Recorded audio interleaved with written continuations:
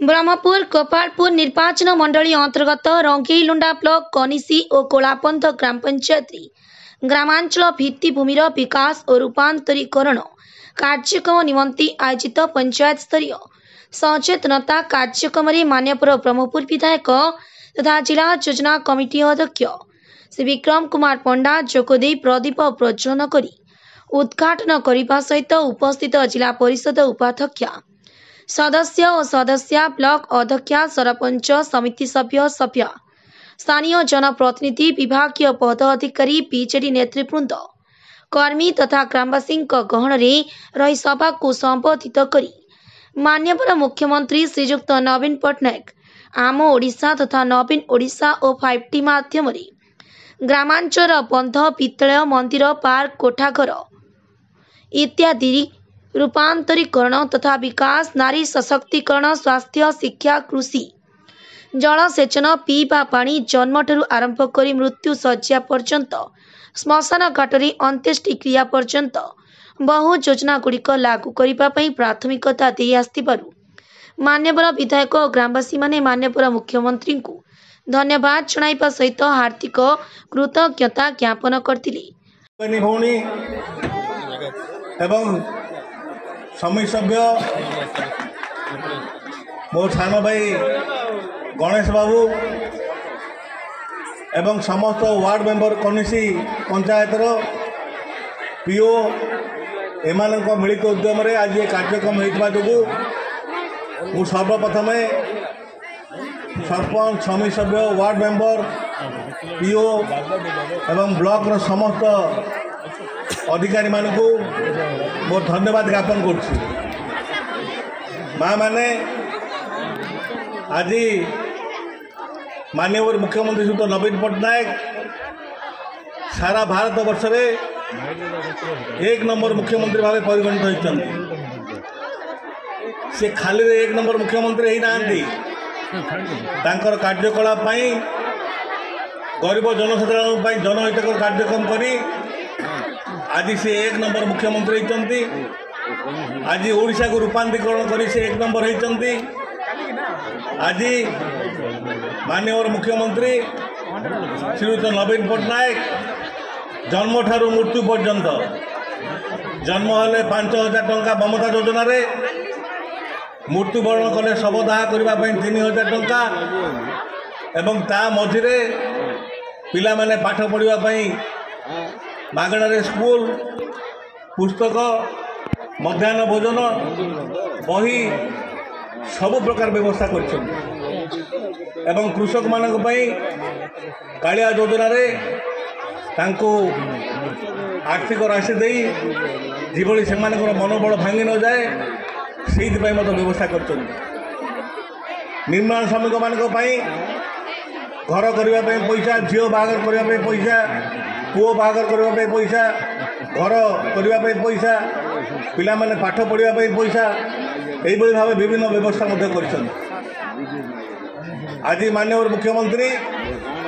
जन्मरू मृत्यु जाए ये 37 गोटी योजना कर आज समस्त को राशन कार्ड हिताधिकारी मानक समस्त को मागणारे चाउल एवं समस्त को जार घर ना बासगृह एवं गाँव आलोकीकरण गाँव पोखरी सफा करवा गाँव रास्ता घाट नालकोट या प्रत्येक पंचायत को रोड तैयारी करवा एवं ता सहित आम मान समस्त स्वप्न था आम पिला किभली भल स्कूल पाठ पढ़े जार फलस्वरूप आज माननीय मुख्यमंत्री श्रीयुत नवीन पट्टनायक 5T माध्यम स्कूल मानक रूपांतरीकरण करी आज पिला मानक आकृष्ट कर आमे माने आज स्कूल देखिकी समस्ते खुशी आमे माने जो ब्रह्मपुर पठाउले आम पिला को भल स्कूल पाठ पढ़ाई आमर आर्थिक अवस्था स्वच्छल न बाकी साखी करी पिलाटी पाठ पढ़ो से ब्रह्मपुर को आम सरस्वती शिशु मंदिर हो कि प्राइवेट स्कूल को पाठ पढ़ाई पठाउले आज आम गाँ स्कूल कौन सी गुण कम नुह एवं आम गाँ स्कूल आज प्राइवेट स्कूल मान उन्नत मानर आज पिला माने पुणी थे से 5T स्कूल गाँ स्कूल को आउ थे फेरुंट এবং সেমানে পাঠ পড়িবা পাই মধ্যে ইচ্ছা প্রকাশ করছন্তি। আজি মাননীয় মুখ্যমন্ত্রী গোপালপুর निर्वाचन मंडल थिबा तथा कनिष्ठार थिबा जो +2 कॉलेज पढ़िया पाखे आमर अच्छी सबू कॉलेज को अनुदान दे ताकू रूपांतरीकरण कर। आज माननीय मुख्यमंत्री पूरी जगन्नाथ धाम जोटा कि आम आराध्य देवता तार रूपांतरीकरण कर परिक्रमा प्रकल्प सफल करी आपण मानक समस्त को से सामिल कर चाउल एवं गुआ नहीं अर्पण रथ मध्यम एवं ये कार्यकलाप आपण मानक समस्त को सामिल करथिबा जोगु मु आपण मानक समस्त को माननीय मुख्यमंत्री पाए एक करतल एवं हुलुली देवा पे अनुरोध करुछि। मोर माँ मैंने आपण मैंने सब चाउल मुठे एवं गुआ देले ना प्रभु जगन्नाथ उद्देश्य देले। माननीय मुख्यमंत्री उद्देश्य होची ये जो परिक्रमा प्रकल्प से प्रकल्प सामिल हूँ से आपण मान घर घर चाउल मुठाए गुआ नहीं कि परिक्रमा प्रकल्प सामिल कर। आज जगन्नाथ धाम परिक्रमा प्रकल्प आरंभ करी आमर पंचमा मंदिर कहतु भैरवी मंदिर कहतु धवलेश्वर मंदिर कहतु सब गुड़ को कोटी कोटी टका दे रूपांतरीकरण करने आज माननीय मुख्यमंत्री अर्थदान देते। आज आम गाँव थी प्रत्येक मंदिर को किसी ना किसी अर्थ अनुदान दे से मंदिर केवल उन्नतीकरण हम ताकू चेष्टा कर। आज माननीय मुख्यमंत्री सबू दिगरे सबू वर्ग लोक काम कर। आज विशेष भाव महिला मानक